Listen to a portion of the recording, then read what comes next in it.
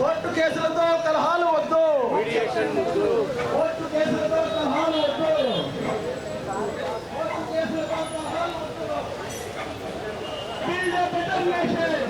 Choose mediation. Build a better nation. కలహాలు వద్దు. Court కేసులతో కలహాలు వద్దు. కోర్టు కేసులతో కలహాలు వద్దు. Build a better nation. Choose mediation. Build a better nation.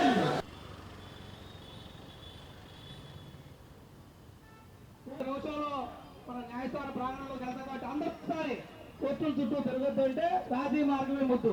కోర్టుల చుట్టూ తిరగొద్దు. వివాదాలకు వీడ్కోలు చెప్పండి.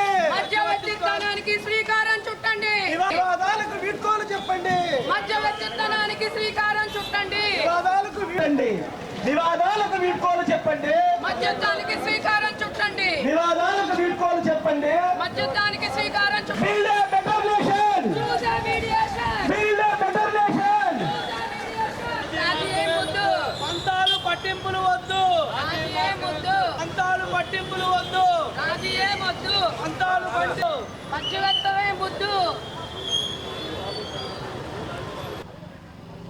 ఈరోజు బెజవాడ బార్ అసోసియేషన్ మరియు ఆర్బిట్రేషన్ కమిటీ వారు అలాగే న్యాయమూర్తులు న్యాయవాదులు కక్షిదారులు అందరూ కూడా సత్వర న్యాయం చేయాలంటే ఆర్బిట్రేషన్ ద్వారానే జరుగుతుంది. మధ్యవర్తిత్వం ద్వారానే సమయం డబ్బు కాలం అన్నీ కలిసి వస్తాయి.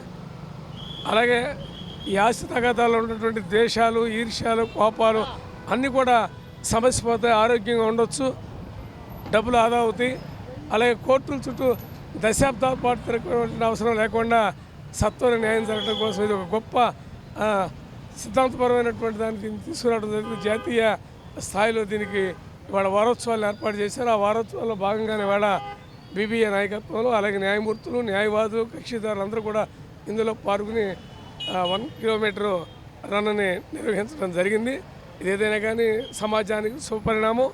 గతంలో కూడా పూర్వం 50-60 ఏళ్ల క్రితం కూడా రచ్చబండ పంచాయతీలు జరిగాయి. అక్కడే గ్రామం నుండి పెద్దలు ఇచ్చే తీర్పే అదే ఫైనల్ తీర్పుగా ఉండేది. శిల్సా వహించేవాళ్ళు.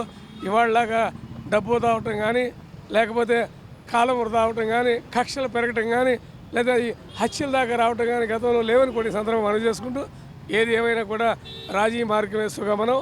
అలాగే జాతీయ లోక్ అదాలత్ జరుగుతుంది. వాటిలో కూడా కేసులు తత్వర పరిష్కారం చేసుకుంటే వారికి అన్నీ కలిసి వస్తాయి. డబ్బు కలిసి వస్తుంది, సమయం కలిసి వస్తుంది, ఆరోగ్యం పరంగా శుభ్రంగా ఉంటారు. రోజు కోర్టులు తిరిగినా కూడా అనారోగ్యంగా ఉంటారు. కాబట్టి దీని అందరూ కూడా తూచా తప్పకుండా పాటించి ఈ యొక్క అవకాశాన్ని సద్వినియోగం చేసుకుంటారని మీ ద్వారా తెలియజేస్తాను.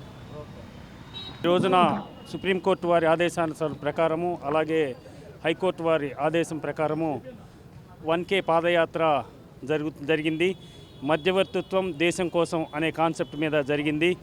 ఈ కార్యక్రమంలో విజయవాడలో ఉన్నటువంటి సెకండ్ అడిషనల్ డిస్ట్రిక్ట్ జడ్జి గారు ఎం సునీల్ కుమార్ గారు అలాగే ఇతర న్యాయమూర్తులు న్యాయవాదులు అందరూ పాల్గొన్నారు. ఈ కార్యక్రమం చాలా జయప్రదంగా జరిగింది అని భావిస్తున్నాము. Thank you.